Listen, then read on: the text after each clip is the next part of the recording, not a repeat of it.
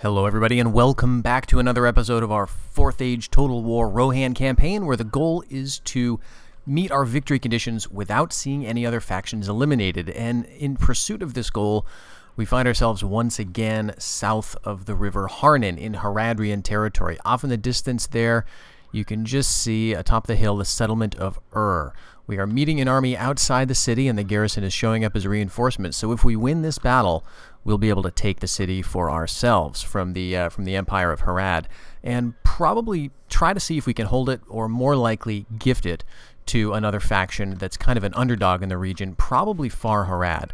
So let's start up the battle and see how they're disposed. So they've got some men directly in front of us, and we're just going to march towards them kind of slowly. Off on my right, I've got all my horse archers here. We've got 3 units of steppe archers, the mercenaries from the Khand regions. We've also got a couple of our native troops, the Rittermark scouts. These guys are going to be much better in melee than the steppe outriders, so it's kind of good to have them as a backup, but I think they're slower. And then slower still, but really good units, are these mercenary dragon shield riders. Obviously great in terms of armor, but also they have a fear effect. So this unit, or this body of 6 units is actually going to be pretty effective even in a melee matchup. So what we're waiting for is to see this host get away from the city so that we can then charge in. In our main force, we've got mostly cav. The only infantry is out front, where we have a couple of mercenary swording skirmishers. Very, very good units. Again, a fear-causing unit. Great against lots of things. Good against armor because of their javelins, but also really good against cav in melee. And then backing them up, some more mercenary infantry, the Southron Spears, a good unit to have against cav as well. And then in the back line here, with all of our cav, we've got a couple of really good lancers, mercenary Harondor riders. Really good for charging and, of course, fighting in melee. We have some Rittermark Spears, which are, let me just double check that, I believe they're effective against armor, yes. So a really, really strong unit here. You can see the 2-handed lances that they hold. Over to their left, we have a couple of units of Riders of the Mark, just a solid kind of all-rounder unit. Spears with shields and swords for melee. And then off to the left wing of this body, we've got a couple of units of Rohan Riders, javelins and spears, and then we've got our 2 bodyguard units. Both of these guys are kind of old, so I want to keep them a little bit away from the fighting. So we'll speed up the march here, and then we'll see where these armies are going to go. Okay, it looks like they're getting well away from the city. I'm going to bring over my horse archer body, just march all of them forward, and then I'm going to move the rest of this group forward as well, and we'll see how they react to that. I'm pleased to see a lot of infantry in the garrison. We can actually get closer to see what they consist of, and it's entirely infantry, so this is very good news. The big problem is going to be these 3 bodyguard units here. We've got 3 units of Serpent Black, and if any one of them survives the battle, they're going to just end up withdrawing to the city and we won't get it. So I need to kill all 3 of those units. Fortunately, those are the only cavalry units that are on the battlefield, and I think, well, okay, I take that back. We've got some hidden Haradwaith riders, but they're really not much of a concern. I think we could deal with all of the enemy cavalry just with our horse archer company here. So I'm actually thinking this is looking very, very good. Still see what they're going to do. They have some ranged units. Looks like just skirmishers. So what we'll do is we'll get ready to charge in. They've got some Swords of Harad, a couple units of those. No really dedicated spears. These footmen of Harad don't count in my mind. So what we're going to do is prepare for a good old-fashioned charge as soon as we get ready for that. Let's actually do that right now. We'll group these guys up and just send them straight forward into the footmen of Harad. I'm going to start running my horse archers over here. We're going to get the other lancers around. I'm going to bring the bodyguards up. They can attack those swords, and these guys can work in on the flanks. Let's see how the charge goes. Good, we're routing that unit of, what is that, swords? Awesome. Charging into the footmen, they're losing heavily, but it might not be enough to rout them quickly. So we'll bring in the other unit. Alright, there goes the general. Let's bring these lancers up as well quickly, and we'll get the horse archers to swing around. Alright, we've got our javelin throwers here. I'm going to take them off skirmish and sort of set them up. That was a heroic death. Well, it's kind of a shame, but you're also going to have to expect that. Who was that? That was, I think, the older one, Geralf of West Emnet. So let's charge into this unit of Serpent Black here. Not sure exactly how that's going to go. But let's bring these guys forward as they are fear-causing. We get lots of fear units, which is pretty good. Running into some... Let's see, I just heard the fallback order. Alright, let's hit these Serpent Black. Make sure they don't get away. We need to kill 3 family members. We've got a Serpent Black unit that is currently routing, and so I'm a little worried about catching them. Let's move off with these lighter cav. Okay, we got 1. 2. Alright. What's that? Okay, just Swords of Harad, not a problem. Let's hit these swords.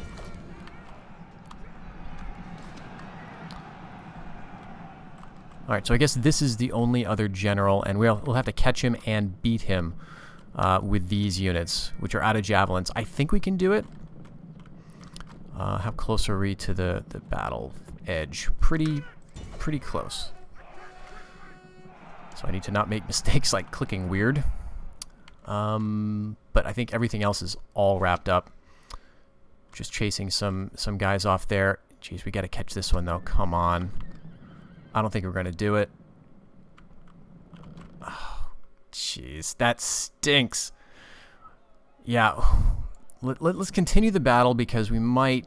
Nope, just no way. Damn it. Alright, I guess we don't get a city then. Yep, there he goes, back into the city. Just a single family member with like a couple of units. That stinks. Oarain of Tophalas. And the thing that is doubly bad about this is we've got a very large army arrayed outside the city. And we're now stuck in the zone of control.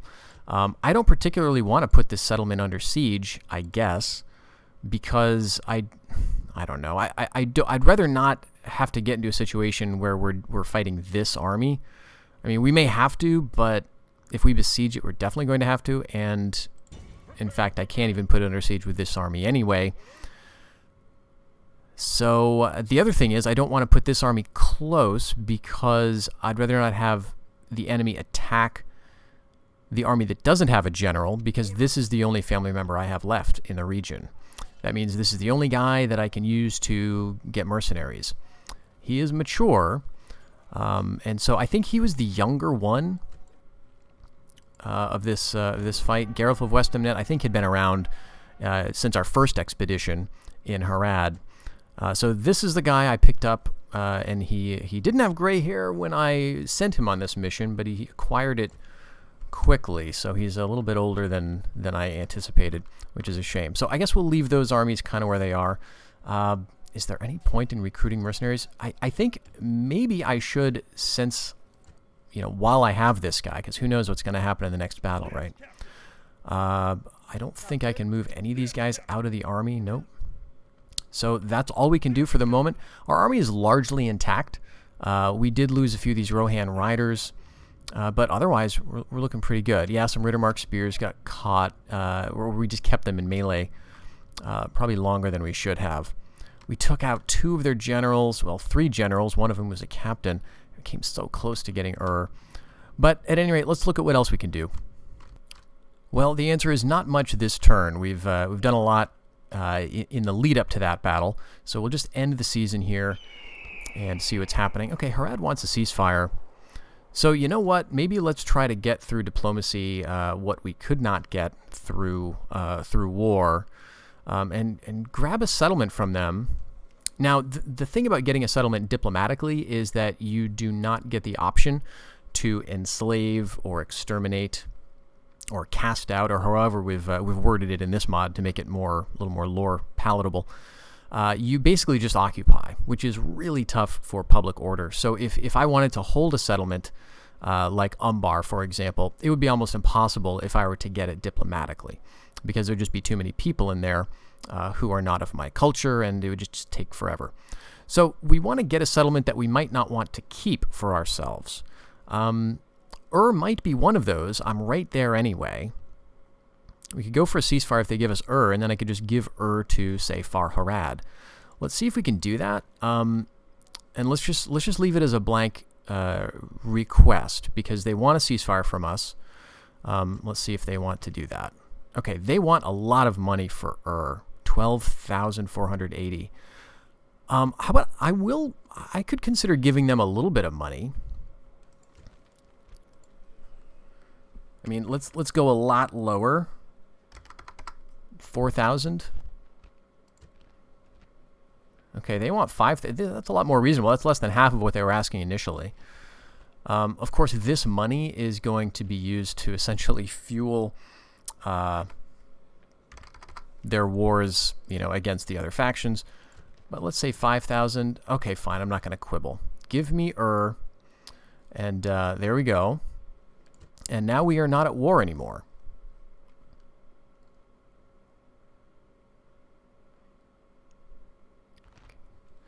Okay, Khan wants to trade with us. I'm just going to say no to that, because we're not going to be keeping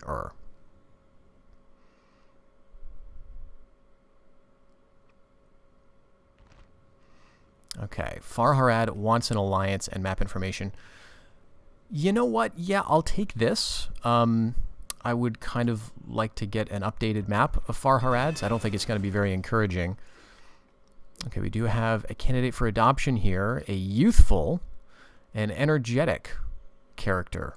That could be good. He's overbold, but the energetic, balances that out a little bit. He's a northerner, which is interesting. So it makes him good at ambushing, good at security, but not that good at trade. That's okay. If I have him out in the field, that could be nice. He's poor at governing and commanding, but, open-handed, that's good for morale. Wall breaker, that could be very handy. Extra movement points, I think we're going to take this guy. Okay, so he's all the way over in Belligant. So we've now got a ton of characters over here in Belligant, because that's where the ruler is. I guess that's good to have them over here in case we need them, because this is these guys are some of the best bodyguard units in the entire, in all of Middle-earth at this time. So it's great, because we can't train excellent stuff here just yet. But I would love to have him somewhere like in Rohan, so I could get him down south. So we've now got an alliance with Far Harad. Harad is not at war with Harondor anymore, no doubt because we now have that, we've sort of broken the boundary between the two of them, and we're no longer at war with Harad. Get emissary out of Aldburg. We've built a bunch of stuff. We are the most advanced. We lost some money due to that diplomatic payment we made. And I'm still pleased to see that Rune is not yet attacking North Rune. Really wondering how this is going to work out. We've got Dale closing in on Rune up near the Iron Hills. So I expect that Dale is going to win this. With Dale and the dwarves, I think Rune is not going to manage to take that, which is fine. I'm totally happy with that. Although I'm not sure if the dwarves are going to help Dale, because Dale is at war with the dwarves at the moment. So that's all to the good. I don't really think too much is going to come of that.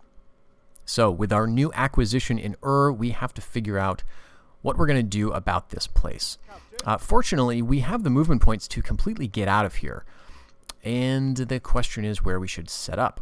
I'm thinking about setting up on Haradrian territory. I know we're neutral, but we may need to be in the neighborhood to keep balancing things. So let's get our family member and our units. We can just get across the border here.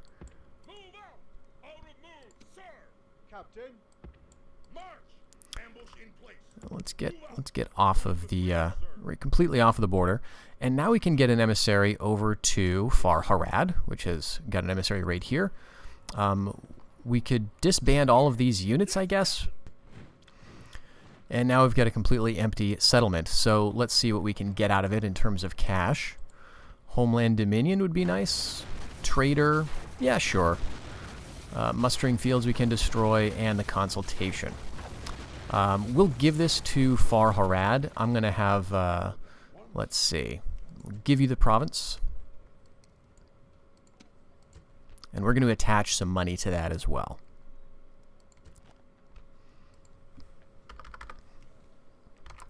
I'm going to go ahead and offer them 5,000, and hopefully that'll help them a little bit. We gave 5,000 to Harad just now, so hopefully it balances things out.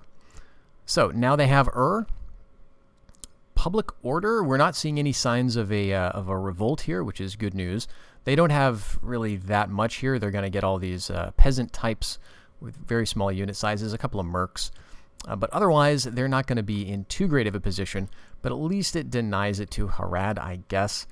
And it prevents me from going to war immediately against Harad. And if they attack it, then we'll just jump in and protect our new allies of Far Harad, who seem to be the losers here. With our map information, we confirmed, of course, that Adabara has fallen to Harad. We know that this settlement has fallen to Khand, and Khand looks like they're doing pretty well over here, besieging this settlement, Karas Agar. So far, Khand has not moved this far west to take the new capital of Far Harad or to besiege Karenbad, but they have taken Far Harad east, as well as the Khandian drylands. So basically, all of this territory now is in the hands of Khand. So we need to kind of prop up Far Harad a little bit. We do have some business to take care of in the north, however. We've got 3 ways under siege by Tharbad, and we also have the South Guard Fort similarly under siege. I don't know that we can see too much about what they have in terms of numbers. It doesn't look like they've got necessarily full strength units here, but a couple of axemen, some archers, some militia. Of course, what we have in the fort is just a single unit of archers, but they don't have any siege equipment yet. So we have a turn or two before they assault. Over here in 3 ways, no siege equipment here, so we can just attack them with this army. And I think I will recruit these mercenaries as well. We've got a couple of fairly expensive rider mercs here, but that's going to help us because otherwise our army is fairly light. So let's just attack. Lieutenant Horn, there are not a lot of strong units here. These Aridor spearmen are pretty easy to rout. Of course, we will want to attack them, in the right way, not head-on or anything. But their pikemen, there's only 10 men in this unit. Mariner swordsmen, only 4. So we should be in pretty good shape for this battle. And our General Guthwin is looking old, as a lot of our generals are, unfortunately. We need to get some of those young guys up into these various enclaves that we've established. So, as usual, our army here is mostly archers, with a few melee units, and then some assorted riders around the edges. I think we'll basically keep this formation, because we're going to be doing a certain amount of piecemeal attacking. Reinforcements have arrived, but are they in time to take part in the battle? Our reinforcements are basically those peasants at arms coming from the city off in the distance, so we're not going to worry about them, and we'll just head pretty much straight up the hill here. So this rain is not going to help us, but the goal will be to draw out these spearmen from their position on the hill, and then we can use our archers to take them out as well as our cavalry. Sort of a William the Conqueror kind of strategy, I guess.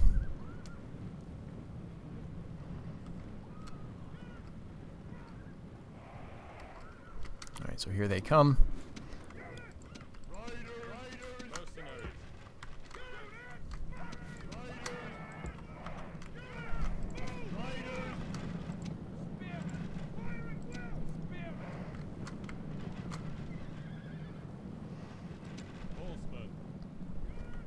A lot of our cavalry are the skirmish-capable Rohan riders with spears.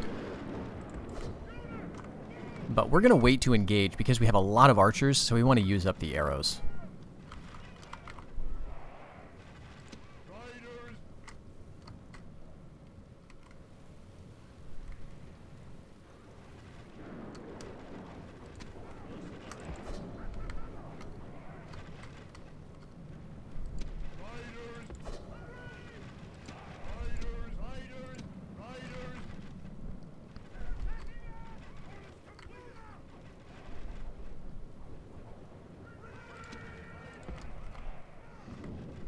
just heard them call the retreat. So we'll rush these guys up. Including the bodyguard, because his fear effect, I think, will be pretty helpful.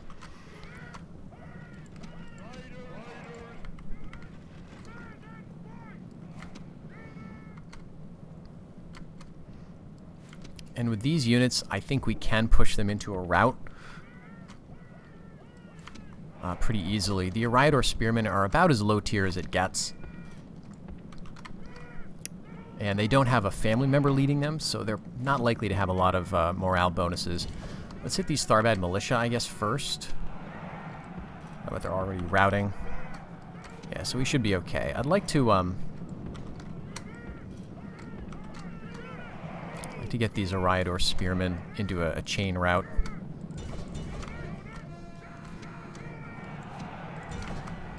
Let's see how they react to this. Okay, so far we got one unit going. Another. Another. Yep, keep it going. If we could get the Axemen routing, that would be awesome too. Okay.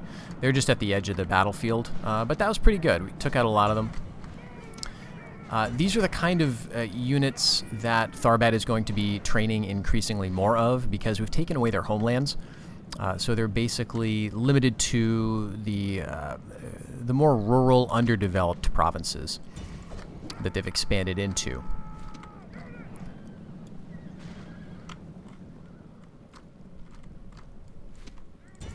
And them training more of these guys is going to drain their population. They're going to need a lot more of them to have any chance of, feeling strong enough to take us on the battlefield.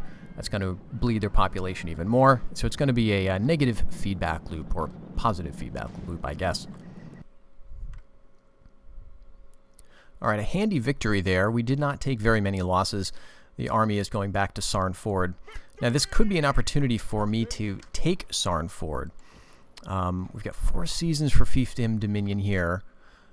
And that's what I'm checking, because we want to be careful about overextending. Right, we have some unrest happening in some parts of our realm. Like Dunfrecka, for example, just last season was at 70% public order. So it's kind of feeling the effects of that rebellion there, even though now they're up to a better level. We did finish some buildings that's going to help with public order there. But I think the only one that we were lacking was Tharbad.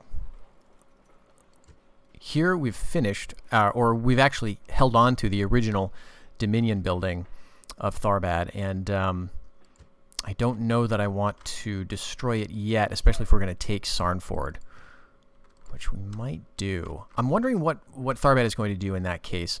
I guess probably the thing I should do, though, before I move on that, because this is a fairly large force, and I don't want to assault. I kind of want to wait, thin it out a little bit. But the thing I should do is drive away this army first. We'll just get these guys kicked back a little bit, and then probably have to do that a little while more, which is fine. It's going to buy me time to finish the Dominion building, get the public order across my realm happier because of that. Maybe work on the 3-ways one as well. Get my own Dominion settled there, and then we'll sort of take these settlements at our leisure. I would love to get Sarnfort, though. It's such a satisfying settlement to take because of the only access is extremely easy to hold. All right, so Adunabar wants some trade with us. I'm going to say no to that.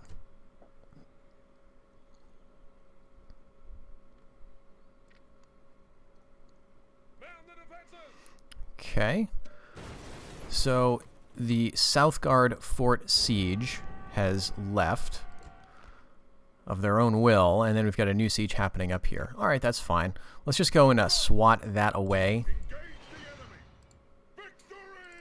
And then let's take a look back at our news, actually, because this is pretty significant. So our king has died, Baldur King up here. And so that means we have a new heir, Holduin of Dorwinion. He is our Eorling, House of Eorl, energetic, unintelligent, but charismatic. Okay, so that's fine. He's not bad at fighting necessarily, but he was not too happy with his dad, apparently. So let's find the current king, or grandfather, actually. Current king is where? A new king crowned. Aldor king. Yes, so he's leading the siege up at Gargal. And we're going to have to work up his authority. We're going to have to see what that stat looks like. That's going to impact the opinion of liege across the realm. But he's a pretty good king. Energetic, intelligent. And he is an Eorling of the House of Eorl, so that makes a lot of sense. He just picked up the sword of Eomer Guthwin, so that's kind of nice too. We may need to do something with him, or we may want to do something with him that's more meaningful than just having him around Gargal, because this is such a, I don't know, it just doesn't feel like a super important thing to be doing. We need someone keeping Dorwinion under siege, but maybe it doesn't need to be the king.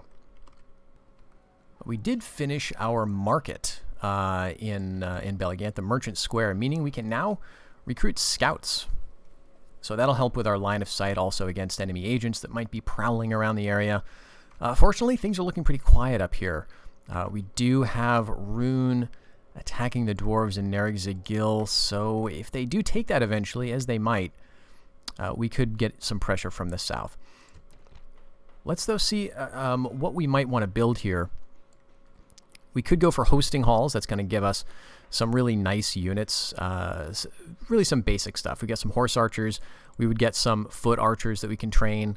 And then, you know, so the more medium cav and the medium infantry that we're kind of used to seeing. In terms of city development, I'm not sure what I would go for here. We would need to, let's see. Horsemaster Stables might be good because it does boost trade and produces, you know, well-bred horses. The metalsmiths we would not be able to build. Marshal's Great Hall we could go with. This would improve the experience of foot soldiers. So if we look again at what our foot troops could look like, you know, we could get up a Shields of the Mark here, so that might be kind of nice. This also increases land tax, which is nice. So land tax is good because it's independent of trade. Trade, of course, is an excellent source of income in a place like Belligant. We're making over 1,000 in trade, even though we're at war with two of our neighbors. We've got Rovanian, and we've got, I think, Rune, who we're currently trading with across the sea. Yes, so we're trading with Rune.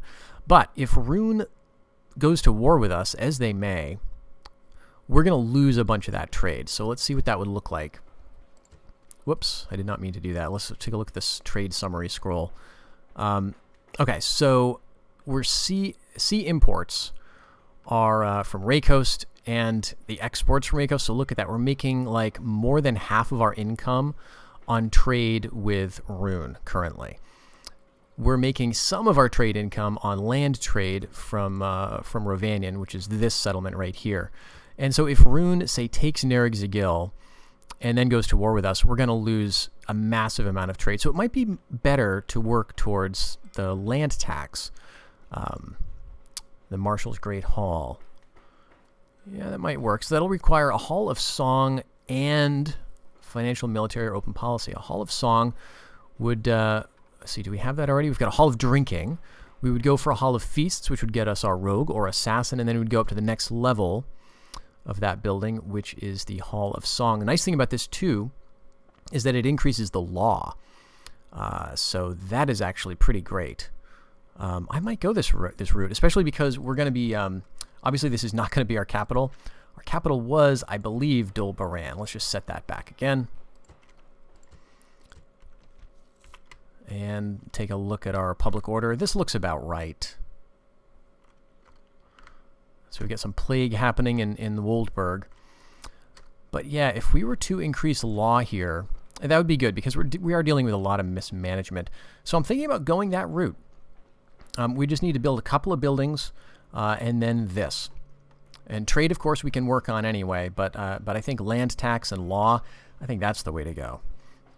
Now, in terms of our new governor at Belligant, it could be this guy. We've got Walda of Easthold, who's currently serving as the governor. He's competent, which is better than either of these two. He's an inept commander, which makes him good at sitting in a settlement. He is an Eorling. He's youthful, so he'll be around for a while. He's unintelligent, and he's dubious. So those are not good. He's also a rival. So this is a trait like antagonist that we saw over here. These are traits that occur when you're sitting in the same settlement as the king. So we had our king in Belligant for a while. And you can get either bad traits like these, or you can get good traits, if you have someone sitting in the same settlement as the king. I think the bad traits are more likely to occur if the family member is of like a different sort of culture, maybe a different alignment than the king. So maybe that's what's going on there, but I think there is an element of randomness as well. As this is the new king, I think these traits are going to fade away relatively quickly, so we won't be suffering those penalties. So I think we'll just keep him in the settlement.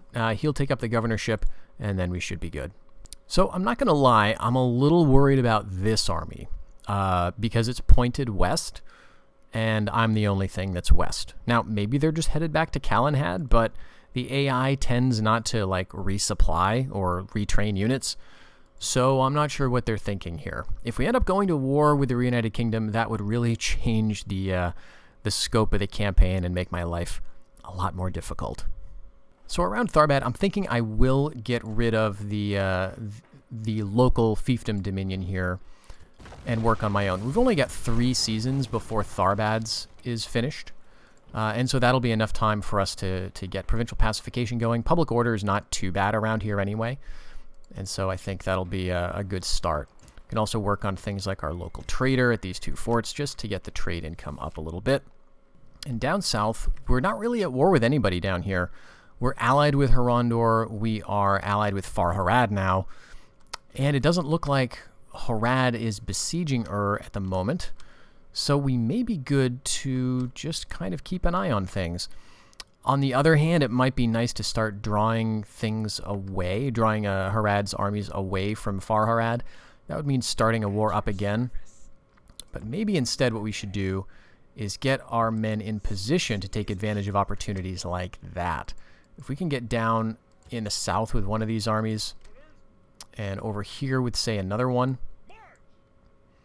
just to see what things look like, we could then potentially charge in if Harad decides to besiege for example.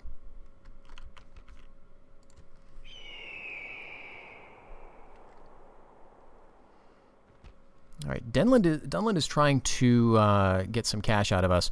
Accept or we will attack. Give us 240 Marion.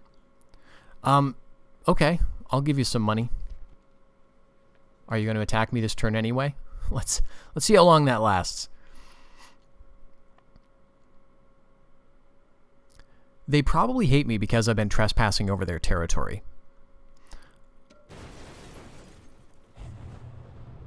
So let's take a look at how Dunland is disposed toward us.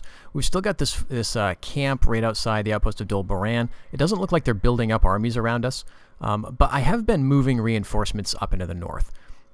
So that may be part of the issue. Let's just get that army over here, and what we'll do is we'll use this to attack like these armies that are just annoyingly besieging our forts. Captain. And I'll just keep doing this. I don't want to necessarily fight all these little battles because they're a little boring. But what I'll do maybe with this army is maybe sack Ridmalin in the next season, right? Like to sort of draw them back towards me and get some loot out of this place. I don't think they're doing a lot with it themselves, but it might be nice to just distract them a bit more.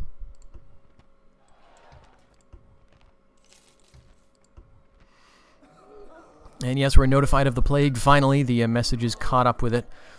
So we're losing some citizens up here. As you can tell, we're losing population. We're losing some soldiers as well. Not too much we can do about this. Okay, so in the north, this army of Rune, I think this was the army that was besieging. Or possibly not. Maybe that army was actually destroyed. But regardless, we have now Dale besieging the Iron Hills. I don't think they're going to take it. Even though they have a lot of units here, the army looks pretty small, and dwarves are really good. So I think the dwarves will be able to hold it, just like they've been able to hold Erebor for, as long as this war has been going. So I think Dale is going to be throwing itself against these dwarven settlements, which is fine with me. It means they're not going to be getting involved in the south. Very, very good for us. Okay, and I do see that we have the settlement under siege by Harad. So they're attacking. They're attacking this settlement. How annoying. Well, let's try this. Let's hit this army. We'll attack a neutral faction. And they're not going to get close enough to the city, but there is another army that is close enough. But I don't know that we can get to it. That's very frustrating. If we get like... Yeah, I don't think we could reach it. This army is diagonally southwest of the city, and we just don't have the movement points to get up there. Maybe we could do it with this army if it was all cavalry. So what about that? If we got rid of... Yeah, if we got rid of all of our infantry... Okay. That now makes it possible for us to get up here and attack this army. Now, this looks very small now that I'm looking at it. I guess I could recruit a mercenary, but I'm not sure what that's going to do to the movement points. And if I win this battle the way that I want to, it's important that I have movement points. Okay, they get some tough guys. Let's see. Okay, balance of power is in their favor. I think we can do this, though. We've got a bunch of horse archers. We've got some decent cav. So I think in the next episode, we are going to attack and try to get Akas Anaban. We'll try to do better than we did with last season. Now, it may be that that Harad is just going to be happy, even if we win and don't take the city, happy to get a ceasefire out of us again. And maybe we can do the same thing, get a settlement from them and gift it to Far Harad to keep that going. So that'll be the plan for the next time, folks. Thank you for joining me in this episode. I hope you'll stick around for the next one. Until then, take care.